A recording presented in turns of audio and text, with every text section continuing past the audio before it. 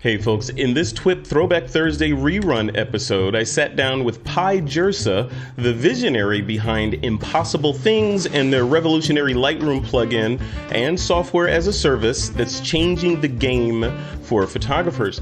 In this discussion, Pye shared his insights on the balance between artisanship and automation and whether he thinks technology complements or compromises the true essence of photography.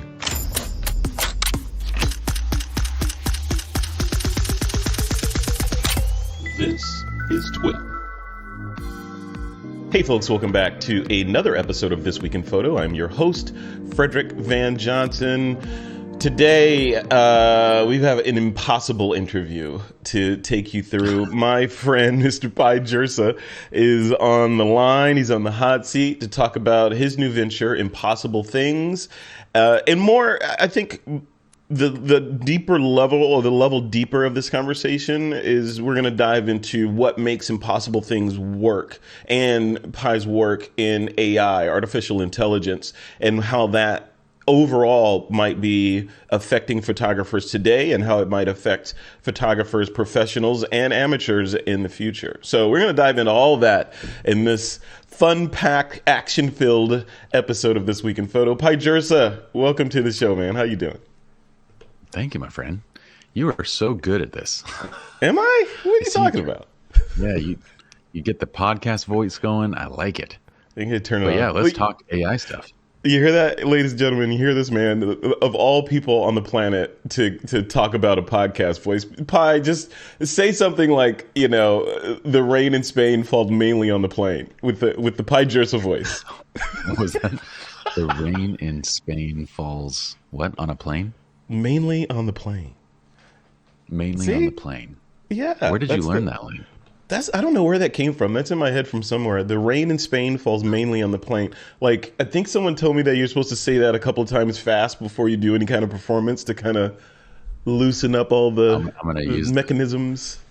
Yeah. Yeah. Sometimes it's hard to get your voice going. Like it's hard to make your mouth move the way that you want it to. That seems like it would help.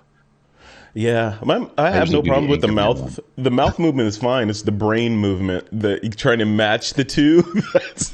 that's where I go awry. But let's dive into this, man. I'm really excited to talk about this. I am, as you know, we've talked offline. I am bullish and excited, maybe, you know, cautiously optimistic on AI in the future in all areas, from, I don't know, self-driving to image recognition, you know, or facial recognition to software like we're going to talk about here, to diffusion methods to actually create images from, quote, whole cloth, to ChatGPT affecting many industries. All that stuff just feels very much like when I first discovered Mozilla and Netscape back in the day. You remember that feeling that you had when you're like, okay, this doesn't look great right now, but I could see where this might go if they put things in place like commerce in this. And now look at us. You know, we've got trillion-dollar companies that are based on just that little stuff, that Mozilla and Netscape, you know, from days ago. Let's start this conversation. I'm going to talk about Impossible Things first. So set the stage with an introduction of who Pye Jirsa is, and then give us kind of your elevator pitch on the software Impossible Things. Yeah. So, well, I guess for me, I do research and education. I think that's the simplest way to kind of say what I do. But I basically like to learn things, turn them into simple frameworks, and really what I'm doing is I'm creating something for myself first, and then I'm turning around and kind of creating education that can hopefully help others. And we'll create business around each of these. So the first of these kind of started in the photo space with Lynn and Jirsa Photography as a photography studio. And then it went into photography education, and then development sources or development resources for image development. And so Impossible Things is under that kind of roof of like image development. So about, I think it was like maybe 3 or 4 years ago, we patented a process of editing that we had called lighting condition based development. So it was basically kind of our first step before AI. We didn't have the resources to go fully towards AI at the time. And at that time, like only big companies really had those resources. So we kind of went with this in between step of like, well, how could we treat images kind of like an AI might with patterns, but then make it simple for people to develop images? So we came up with lighting condition based development. And fast forward a few years, we partnered up with TWiP to kind of blend that technology into image editing AI, where now for like a typical wedding photographer, event photographer, or portrait photographer, your workflow is basically drop it into Lightroom. Inside of Lightroom Classic, we have a plugin. You run the plugin and it'll basically edit every one of your images through AI directly inside of Lightroom. So you don't even have to leave Lightroom Classic. It just does it right there. And on top of that, it actually works with your own presets. It works with the TWiP library, the visual flow preset library. So it can work with like any presets that you're already using, or like the favorites that we've kind of created through visual flow presets and through TWiP presets. So yeah, it's basically made it so, let's say you finish shooting a wedding and you might spend, I don't know, like an 8-hour day. Usually you'd spend maybe 2 days editing. Now you go and run it through Impossible Things, and what was 2 days of editing becomes 1 hour of editing. You're basically reviewing, and it gets everything 95% there. And you're just basically making fine tuning adjustments and putting in signature edits. Mm-hmm. So it's designed to like just make photographers' lives better. Like, how often do you hear photographers talk about like, well, if I could just shoot more and work on my business more rather than edit. And editing is such a big hassle. It's like, well, do I hire somebody? Do I outsource it? Do I use other programs? There's not really great solutions right now. So the photographers, and that's a great description, by the way. So the photographers out there that are using services like, I don't know, shoot.edit, for example, where for the folks that aren't familiar with it, in your example, you go out, you shoot a wedding, you send these guys the drive or however you want to get the media over to them. They have a profile established, or maybe a couple of profiles for different kinds of things established and on file for you. And the way that you shoot, they do the edit and send it back to you in different ways, right? It could be, I've never used it, but I'm guessing you could get just the final images that are edited that you could take and then assemble into an album, or they could even take it a level further and build the album, do the album design, first draft, and all that stuff for you. So where does Impossible Things fit into that flow? Are you aiming to replace a shoot.edit with artificial intelligence to streamline that workflow? Yeah, well, I should say the guys at shoot.edit are cool guys. So this isn't to go after them particularly, but like the goal is to reinvent that entire process. So rather than sending your images to any editing company, rather than going and, right now, other AI options, they require you to like basically export as a catalog and re-import XMPs. Right now, this integrates directly to Lightroom. So imagine just basically having a editor that's a virtual editor plugged directly into Lightroom Classic, and you don't have to worry about their hours, their time, nothing. You click what preset, what look you want them to edit with, additional features you'd like to add in, and you press go. In about a quarter second per image, it completes each edit. Mm-hmm. And you can even add in like, basically you can add in like basic AI based retouching elements as well directly to Lightroom Classic. So like enhancing the subject, skin retouch, that kind of stuff directly into Lightroom Classic. So there is no need to export your catalog and send it to somebody else to edit. There is no need to, hire somebody and train them manually, because along with those looks, like with each preset, you can actually custom tune them to your own taste.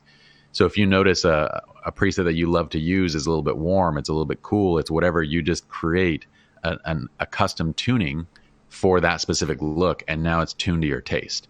And this is an editor that you can like literally just use. Like I'm always concerned with like our editing. In the past, our editing staff, you don't want to overwork them, right? With this, it's just like, I want to do all this in this style. Oh, you know what? Actually, let's try this style and see if I like that better for this set. You don't have to worry about giving them that task over and over again. Yeah. And then isn't that the purpose overall, generally speaking, about technology, right? It is to take complex, repetitive tasks and make them easy so that you can, as the human, I guess, can go on and do other things. My question, or that's one of the reasons for technology. My question while you were talking that pops up is, okay, so if we're off shifting that workflow or introducing impossible things into the workflow and taking the human touch out of there, is it a case of impossible things is good enough to replace a shoot.edit, or like companies, it's good enough to do that? So why not? Because you'll get speed benefits and be, like you said, being able to tweak it and make it more personal, and it's fast, and you're not using any human resources or budget to do that. On the other side, so is it good enough, or is it markedly better than what a human could do? Like, it's a no-brainer. Swap this thing out, and what you were getting from these other companies, you're going to be surprised at what you can do in just milliseconds with impossible things. Like, what does it? I know it's not binary, but what does it more skew towards? Being better or good enough? I like that. You've kind of set me up perfectly with that question. So I would say out of the box, we expect out of the box for most users, it's going to blow away anything that they could do on their own or outsourcing companies in terms of consistency, in terms of quality, in terms of flexibility to be able to edit in any style without having to like retrain somebody else or having to like out of the gate, it's going to be better. And so it kind of eliminates, at least when it comes to like, we use this. So again, I kind of go back to the things that we develop are for ourselves, right? So in all the education that I do and all the resources that I create in the companies that I build, it's always for ourselves first. And then we look to see if there's need in the marketplace.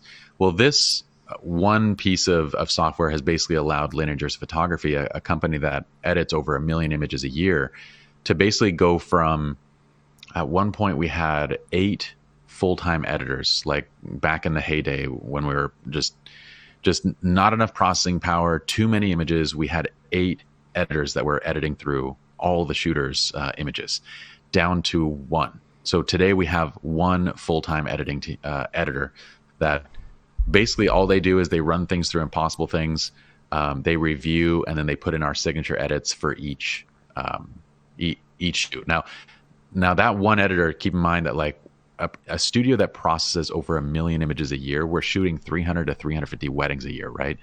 So that's a ton of images that are going through.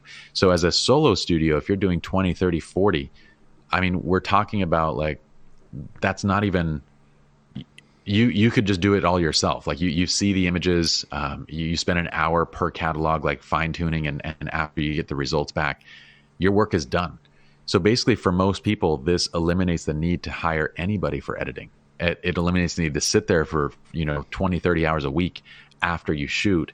And instead you're quickly getting some things done, you're exporting, uploading, and you're on to the next.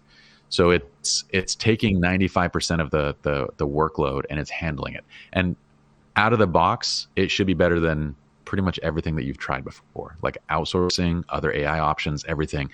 We are still looking to improve. Like sometimes we'll get 1 image back that comes off or it comes out like not quite right. So we're still looking to obviously improve the data set and to kind of like make it better. But our goal was right out the gate. It's amazing. And by the way, with when you outsource, you have to train the outsourcing team. When you use other AI options, you have to train the AI program with thousands of images of your own before it's giving you good results. Oh. This, you don't train. Out of the box, it comes ready. And then from there, you can just custom tune based on, like some of the results with 20, 30 images, but it's ready to go. Wow. See, and thank you for saying that, because that was one of my questions. The other piece of this is, of course, people are thinking, yeah, this sounds great. I want to try it. How do I get started with this thing? The business model. What is the business model that you put in place for this? Is it subscription? Is it per image, like some of the other companies that we talked about? Or is it one-time only fee and you own the software until the next dot release happens? How have you priced it? It's a per image fee based on just server usage, essentially. So everything is processed. All the AI is processed in the cloud. So when you edit images, you're basically paying for the servicing of the usage of the server, of the resources to edit those images. So it's a per image basis. We do offer subscriptions that bring the cost per image down. So like as you are editing more, the cost per image goes down, but it's highly affordable. Like it's I believe the baseline no subscription is 6 cents per image, and it goes down to like 4 cents with with your subscription. So like if you're looking at outsourcing, typically your image edits are like 20 to 30 cents each. So out of the gate, it's just like, okay, you're paying a quarter to 1/5 of the amount that you were paying, and you're getting 95% edits right out of the gate without any training, without worrying about, and it's really annoying when you get stuff back from like third-party editors and it's not good.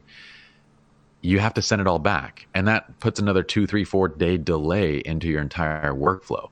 So it's very cumbersome from like just a management standpoint to constantly deal with that.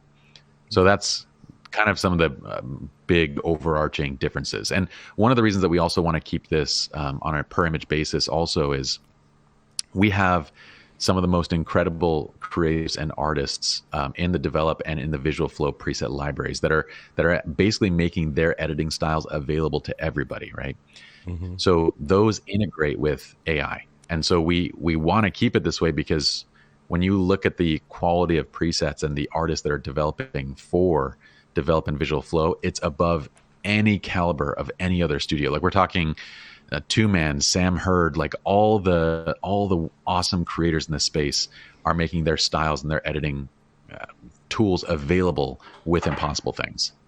Yeah, I'm part of this conversation that I wanted to have. I wanted to segue it into the market of AI and the fear, uncertainty, and doubt around AI and how it's impacting businesses.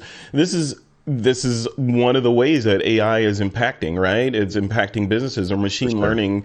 It's impacting these businesses that were doing what your software is doing more efficiently and arguably better than what a team of humans or an entire company could do. Let's segue into that. Like your thoughts, just away from Impossible Things for the most part, but just industry overall. When we talk about artificial intelligence and applying either whether it be machine learning or whole cloth image generation through systems like Midjourney or I don't know, Leonardo.ai, et cetera. So all these services that are building things and freaking artists out, right? So I have several artist friends that are like, you know what, I'm hanging up the towel because that thing can do it better than I can do it. So I'm going to go work at Starbucks or something, and I hear that refrain in the creative space, in copywriting, and maybe now in this industry as well, where why would I start a business if I had aspirations to do an image processing,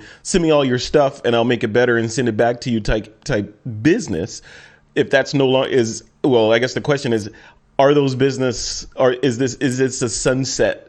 Is this the final scene for those types of businesses? Because AI and presumably services like Impossible Things are only going to get better and better and better and smarter over time. They're never going to be as dumb as they were in 2023. Let's say that, right? So how do you have that conversation? Yeah, and they're already brilliant. So how do you what's your take on that whole space and that line of thinking?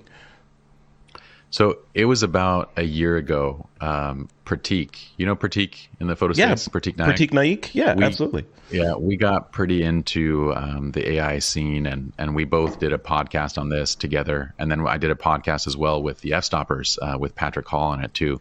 Oh, nice. About a year ago, and I think we're kind of all on the same page, but I was saying like, this is the end of the 99% of creative industries. And what I was basically saying was like, in any creative space, whether you are a copywriter, whether you are a storyteller, whether you're a filmmaker, a photographer, you paint, it doesn't matter what it is that you do. In every one of these spaces, there's 1% of creators that are creating something genuinely unique, creating something that is very like, it's not just a technical skill, but it's a combination of technical and understanding and psychology and everything. They're blending into that thing that just it's the 1%, right? The 99% are kind of more the technical creators. They're the ones that necessarily aren't creating anything unique, but they're combining things in maybe a kind of nice way that's professional, and you get a good result from it. The 99% are going to give away their jobs to AI. Like that is my opinion where this is all going. Because and a year ago I said this. I said the first photographers that are going to feel this are the ones that are basically just providing a commodity. And an example would be like a headshot photographer. Well, a week ago I saw the very first like, oh, I'm an AI headshot photographer. So you basically give me an image of you and I'll create, AI versions and you choose the headshot that you like the most, right? So I'm not saying that's going to replace all of headshot photography. I'm saying that that's going to replace the 99%. The photographers that are out there that don't really have an experience, a product that's like beyond the photograph itself, like this becomes good enough. It's not that this is better than you. It's that in the eyes of the consumer, this is good enough. Just like for a storyteller, right? I probably can't get AI to get me to Harry Potter, but I probably could get AI to get me to like a decent story, like a decent creative story that might go into a newspaper, right? So the vast majority of creative jobs, in my opinion, are going to go to AI, especially when those creative jobs are mainly technical oriented. So the safe spaces to me are experiential places. So if you imagine the entire world going towards AI, we're going to be, one of the reasons that one of my side businesses is psychology and human relationships. One of the reasons is because I feel that AI and all this, more communication or more technology is preventing us from becoming better humans, better communicators. We're having more relationship issues, more problems interpersonally because we're becoming so dependent on our devices, right? So I'm creating that business because that's where I see things going, is like, we're going to need more help getting us back to being human. The other side of it too is if you're in a creative space that is experiential, you're a lot more safe because, well, experiential things, in-person things, they can't really be replaced by AI, right? So I would identify that as like wedding photography. Wedding photography is primarily an experiential service where, like, yes, you're there to create creative work, but by and large, the people that are paying good money for wedding photography, they generally want their real moments documented in an artistic way. So that's experiential. Experiential areas are safe. Like that's what you need to lean into, as opposed to like commoditized creative endeavors. So for all the, Shoot.edits and the editing companies out there, I would imagine that the smart ones, like the team at Shoot.edit, I'm sure is thinking of this. They're scrambling to figure out, well, what we need to do then is build AI into our system so we can bring costs down and then add a in-person element to an experiential element to the product that we offer. Like let's say we might use AI to get it to 95%, but then our trained editors are going to make it so you don't even have to look at those images again. We're going to do it all and we're going to send it to your clients and they're going to absolutely love them. And if they don't, we'll handle everything. Yeah. Right. Yeah. So there's still a great opportunity there to like just shift a little bit. If you're an outside editor, your job isn't to edit images. Your job is to save photographers time. Anytime we think of our jobs, anytime we think of our careers as like, I'm a writer. Well, writing can be replaced. But if you are, like going back to the photography analogy, I'm an editor. Editing is easy to replace with AI. But if you're in the business of saving photographers time, that's a completely different story, right? I would need a myriad of AI tools to do that. And we're long ways away from like doing that entirely. So that's kind of where I see things going. If you kind of think of what you do as a technical skill, then you're in trouble. If you think of what you're doing as like a value added service that a human, has to do, then you're in a safe place. Yeah, I 100% agree with everything you said. Here's another tangent or another take on that is the people that are creating art for the sake of creating art, particularly fantasy type art. Right. Or, fantastical art or science fiction or something like that. These things that these AI diffusion models excel at, creating things that we didn't even know that we wanted with a level of detail that we could never have done by hand for the most part. So those folks, those artists that are creating these, they've made a name for themselves building these sort of multi-layered Photoshop documents that are just amazing, and dragons and all this stuff that you could now distill down in some ways, not always, but in some ways, into a prompt, a finely crafted prompt that can create something, and versions of that ad nauseum, of that idea over and over. Those people are like, what do you think about those artists, which there are many thousands of those kinds of artists out there? So for those artists that are listening to this, what would your advice to those people be? Is it embrace the technology and use it in your own work, stand on the shoulders of giants, as it were, or stamp collecting? Like, where do you fall on that? Well, I'm going back to last year, where I'm raising the red flag and saying, warning, like, this is danger. Like, be on the lookout. You are in danger. So I'm in that place. Yeah. But look, this is what I would say. Like, did you ever play? I used to be really into Magic the Gathering. I don't know if you've played Magic the Gathering. This is 20 some odd years ago. Yeah. It's a fantasy game with. There's a lot of games like it, like Pokemon and all these different card games, right? They're like fantasy card games. You've seen those, right? Yu-Gi-Oh! Yeah, absolutely. Yu-Gi-Oh! Yeah. Mm-hmm. Okay. So I remember one of the things that I really loved about Magic the Gathering was like the artwork on each card, right? But that's one of the things that I loved about it. But why you really play is because of, again, the experience. So this is going back to that experiential nature of like a product or a service, right? Magic the Gathering was fun to play with friends. It was competitive. It was a really well thought out game. But, what was also nice about the cards was that they were artistic too.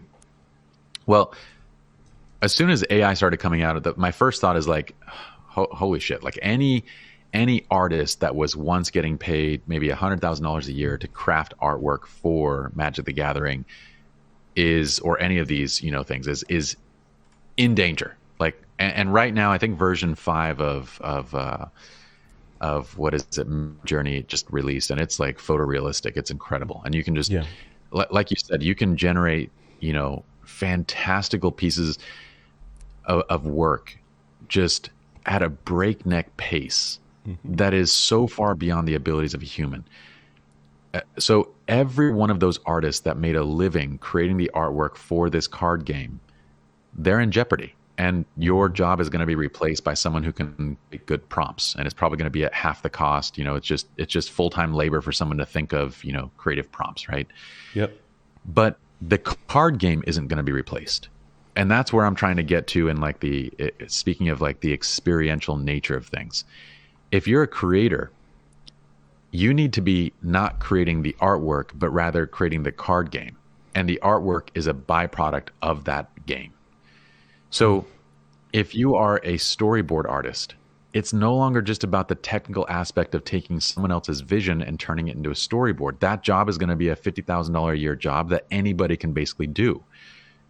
It's going to be about, well, now you can use those tools to actually create your own stories. Now you can use those tools to create your own films, your own games, your own, like, this is the experiential nature of everything. And I'm excited for it as a consumer, because as a consumer, like, just imagine, the amount of resources that went into creating, like, let's talk about something that's recent, Last of Us, right? Mm-hmm. Yeah. Everybody watching Last of Us, the amount of resources that went into creating that film are just insane. In 10 years, I bet you could do all of it with less than 10 people. Wow. 10 people from start to finish. Like, that's kind of where we're going. And at that point, what it comes down to is, and it'll be really funny to dig this back up 10 years from now and see if that's actually accurate. But at that point, what it comes down to is the ideas, right? When the technical ability is shared by everybody, it simply comes down to who can create better experiences, who has better ideas, who can take things into a final product. Because a piece of art by itself is not a multi-billion-dollar card game like Magic the Gathering. It's just a piece of art. But if you could take 100 pieces of art and craft this incredible experience around them, then you have something really special. And that's what I think any creative professional needs to be thinking, is like, how can I use these tools to create an entire experience rather than offering like a technical skill? Yeah, I agree. I agree. Yeah, so much to unpack here. I mean, we're going to have to do a whole nother discussion just on AI because I mean, there's so much to talk about. One of the things that, and I'll what do you call it? Foreshadow that discussion with this topic that I want to bring up when we do that, if we do that, the idea of language and the digital divide, right? So if those that are old enough remember the whole phrase, the digital divide, I don't know, I think it's like 10, 15, 20 years ago, which still exists. It is an old term, but what it was and what it is, it still exists. What it is basically that chasm that exists between the haves and the have-nots. In this case, people with internet access versus people without internet access, and how, you know, people with have almost infinite possibilities of what they can do and who they can communicate with, and the people without don't, right? You know, they just live in that existence. So the direction I want to take this conversation when we continue this is that world or that idea exacerbated on a language level with AI, particularly things like Midjourney and even ChatGPT, where they require lucid, crafted language in order to create the best output. So what happens when, regardless of the language that you're speaking in, you don't speak it correctly, or you're slang, or it's Cockney, or whatever, you know, you're not able to articulate into the machine to get the desired result out. That becomes your barrier at that point. So I'm curious if, you know, have we been thinking about that, right? Or does it matter? Is that just a natural Darwinian filter that, hey, if you're not smart enough to talk to this machine, you ain't got no business talking to this machine? Or let's teach the machines how to understand these dialects and languages and slang and all that so they can do reasonable output for the people that may not have a complete command of their particular language. I don't know. You know, top thoughts on that before we end this. Like, what are your thoughts? We could definitely go in depth on another one of these.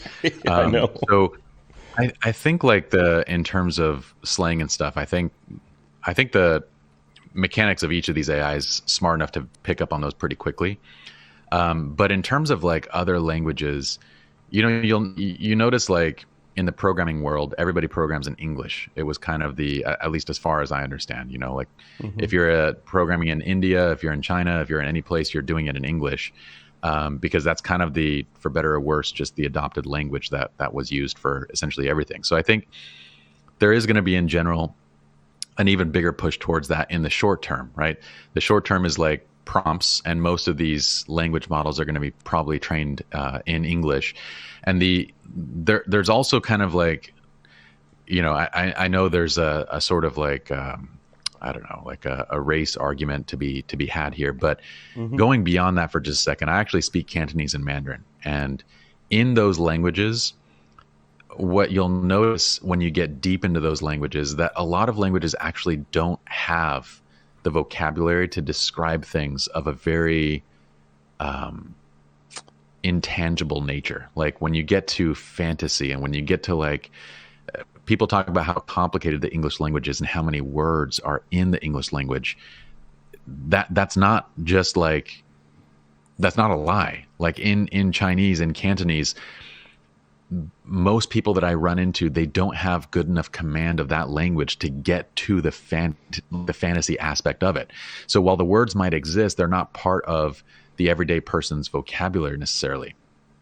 And so there's also a practical nature of like, which language should you use? Because if you're going to design an AI model to be able to incorporate language, then you need to choose a language that has enough vocabulary, enough description to actually give the AI more creative tools with, right? So I do think from that lens, English is the correct choice in terms of like training. But I also think that whatever language we use is a short-term thing. Like English might be an issue for the next 10 years until Neuralink is available and you got a chip in your brain, and then you can think about, you know, whatever you want. And you've got that, you know, outputted right in front of you without saying a word, right? Yeah. But there's other intermediary solutions. Like I could essentially give the AI a little bit of input. Like I can give it a frame of something as reference. So there's a lot of like intermediary steps that you could use to kind of bridge language barriers. Yeah. Yeah, I wonder like that. Yeah, that's a whole different conversation. Because I think I know some Japanese, right? I wouldn't say I'm fluent in Japanese. I speak at maybe a 5 or 6 grader or 5 or 6 year old level. But I can get around in the town, and as I was learning the language, one of the things that you learn is, English is finite. We have this many characters. Was it 36? They have this many characters.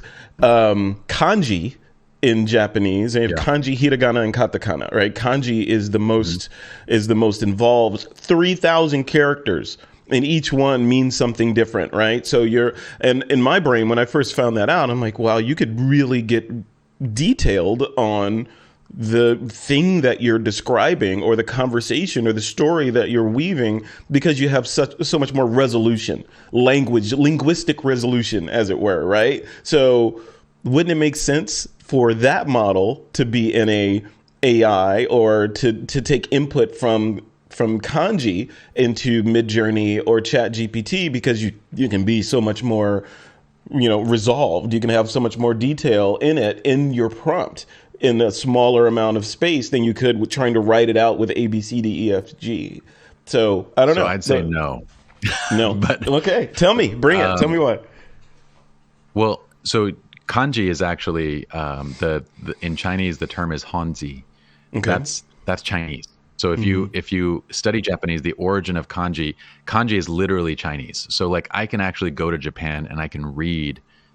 If they put in katakana, or the actual like Japanese alphabet, I can't read it. But they'll have signs that use a lot of kanji, and those I can read because the root is Chinese for that. So Japanese adopted maybe a few thousand of these of more common words that are basically used in kanji, right? But in kanji, there's actually like 10,000 plus elements. Oh my geez, yeah. 3,000 in kanji, Correct. So there's tons of Chinese words, and the average person, like if you want to read a newspaper, you need to know about 3,000 to 4,000 of these symbols, right? And it's kind of cool in a way, because the symbols, they're made of radicals, and those radicals, they do have like meanings to them. Much like the words in English, like if you were to break them down, like each of those have kind of like coherent, like if you were to break those down, there's an actual reason why it's coherent, versus incoherent, and each of these, right?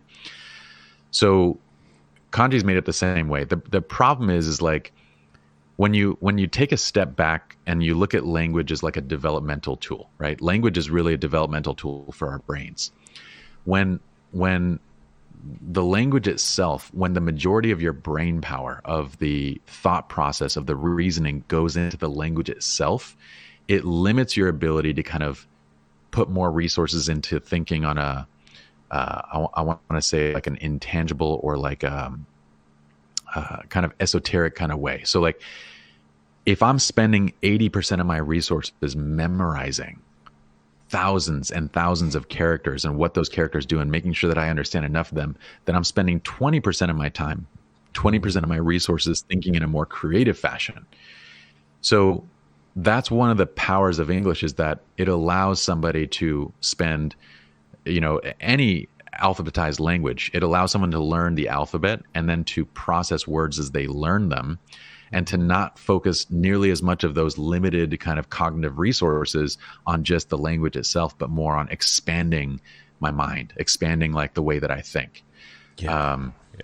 It's for this reason that like in a lot of other languages, like when you look at languages on a societal level, the language itself actually dictates a lot of the behavior and the processes of a group of people. So from the standpoint of like a prompt, it actually would not be easier to write it. It would be shorter in the sense of like the characters would be more condensed and more packed in, but the cognitive load of that would be far greater. You mean the cognitive load in terms of the number of people that could communicate to that level to get that resolution out of that model? Yeah, so I agree with that 100%. But then the other side of that is you're thinking as an entrepreneur, right? Masses, and we have to reach the most amount of people with this. But what if the conversation is more of a AI arms race type deal, right? Where the Chinese want to create the best AI ever made. So wouldn't they train it on their 10,000 character alphabet to have more resolution than we Americans have with our simplistic alphabet? I don't know. Like, is that flawed thinking, or, in other words, creating an intentional digital divide? Because in order to operate this AI, you need to understand at least 10,000 characters to make it do its backflips and do all these things. Anybody who can't will get marginal use out of this AI model. If you can, i.e., arguably the smarter people that have memorized the most symbols, you can make this thing do backflips. Anybody that's lower than you cannot. Is that, does that make sense on an arms race kind of tip versus, this is consumer and egalitarian and democratic? Yeah. I mean, I honestly probably don't know. I majored in Chinese linguistics, but I'm in the culture, and I've been in the culture for 20 years. So I know the language to a level of fluency, and I understand the dynamics of it, but maybe not to the extent of a linguistic professor that's spent their lives in this area. So I don't know if I'm qualified to say, but I don't think that that's what you're going to get out of it. And I don't think, even with the AI adopting all the 10,000 plus characters of the Chinese language, I don't think you get to a better model, because there's inherent limitations in that language. I don't think you've had a chance to kind of see this, but most newer words in Chinese are actually derivations of English. So they'll take the English word and do phonetic versions of that word, right? Oh yeah. Yeah. Chinese. And so the ability to create a new English word, the reason the English vocabulary is so large is because anytime there needs to be a new word, people just make up the new word. Mm-hmm. And then within maybe a year or two, that word gets basically canonized, right? And it goes into the dictionary. That's not something that really happens on that kind of breakneck speed in Chinese. The characters themselves are historical in nature. So I don't generally see new characters being developed. And I'm not saying it doesn't happen, it does. But usually these newer words, they're actually phonetic translations, or computer, for example. The word for that is diannao, but that just really means digital brain, right? Mm-hmm. So they'll take historic words and combine them together. It's not digital brain, actually, it's electric brain. So an electric brain is a computer. The ability to kind of there's just so much more description in the English language. And that's what I'm saying is regardless of how you train that model, I think the language itself, if you looked at it from an arms race approach, the language itself would become a limiting factor. In fact, from an arms race approach, I would actually train it in the language that everybody else is using, so that I can be up to date and have the most advanced tools on what everybody else is doing, rather than what's happening in my own country. So I would kind of almost avoid Chinese entirely for that reason, because from a developmental standpoint, from a country, you would want to choose the language that would yield the most benefit. What a great topic. Yeah, that reminds me of almost like machine learning. Remember way back in the day, zeros and ones, machine learning versus some of these higher level languages that obviate all of the zeros and ones that programmers would have to type in. English is analogous to that machine learning, where it is what it is. It's at that level you can describe anything versus, here's the command that triggers these things that were written in machine code. So yeah, I'm geeking out. So I know you got to take off. So let's wrap this up.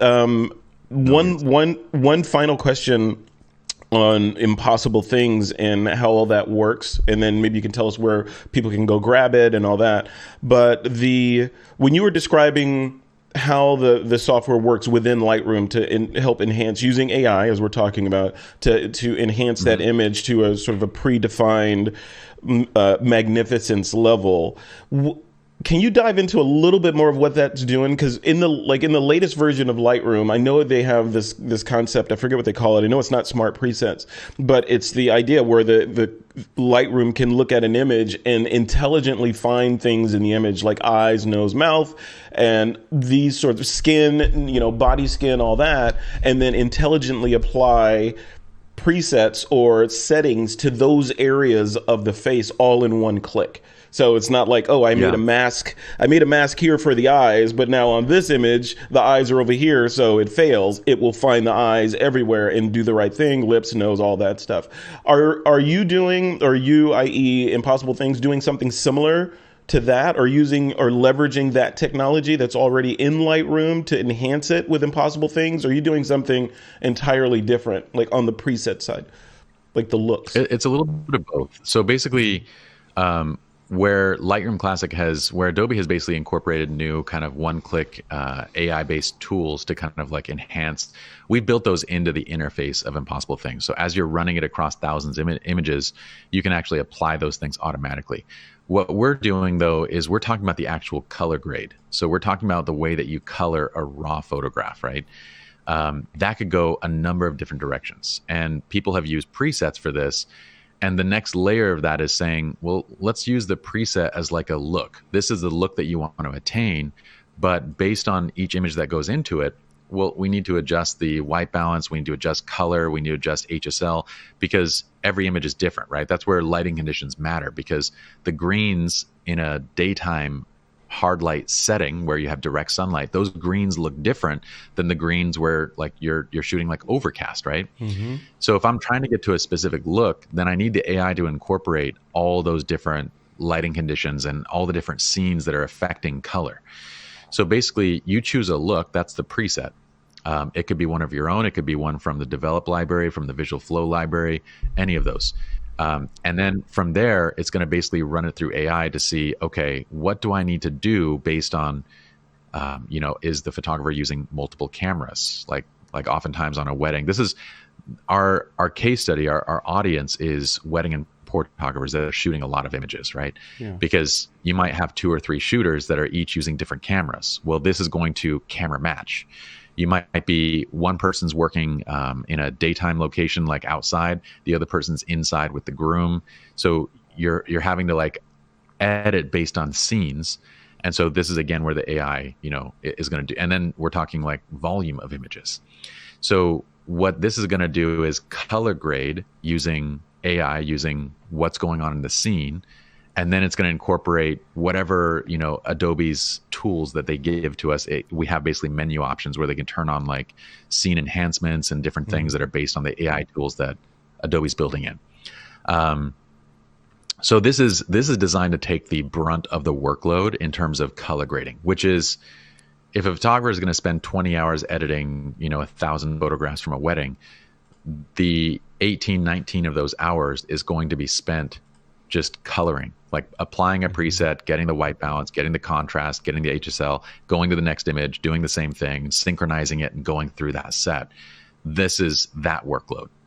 So the individual like attention that you want to give to an image, like doing a little bit of enhancements and retouching, that you'd still do. You'd still create your signature edits and whatnot, but we can eliminate the majority, the 90, 95% of just like the rote doing the same stuff over like a robot type stuff. Love it. Yeah, which is what it's for. Well, let's wrap this up. So where can people go to check this out and play around with it? And I know you've got a promo going on right now for some free edits. Can you describe that so people can kind of put their toe in the water on it? So go to things.co is the website, and there's 500 free edits. So any new account gets 500 edits that you guys can start playing with, start trying out different looks, different presets, could be your own, all that kind of stuff. And then, from there you can decide what you'd like to do. Awesome. Very cool, man. Thank you so much for doing this. And again, I'm gonna put you on the hot seat and have you come back on and maybe do a roundtable discussion with me and a couple of other people, just to, sort of get to the bottom of the current state which will change the day after that. But the current state of how AI is affecting photographers and what they can do and what they should be looking out for and all that. So yeah, and this your software, congratulations on it. The impossible things, because it's, like I said, it's one of those technologies that does what technology is supposed to do, i.e. make your life easier. In the photography world, we're always looking for ways to get back behind the camera, right? And take more pictures and have more fun in front of the computer, right? Versus, okay, time to make the donuts. Oh, I got to do this. I got to do that. Yeah. I see your tech as, wouldn't it be great if ellipsis, right? That's, someone could just do all this for me better than I could do it. That would be great. All right. We'll leave it right there.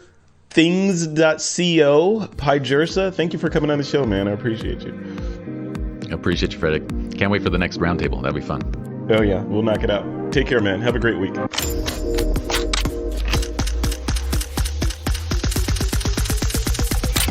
This is TWiP.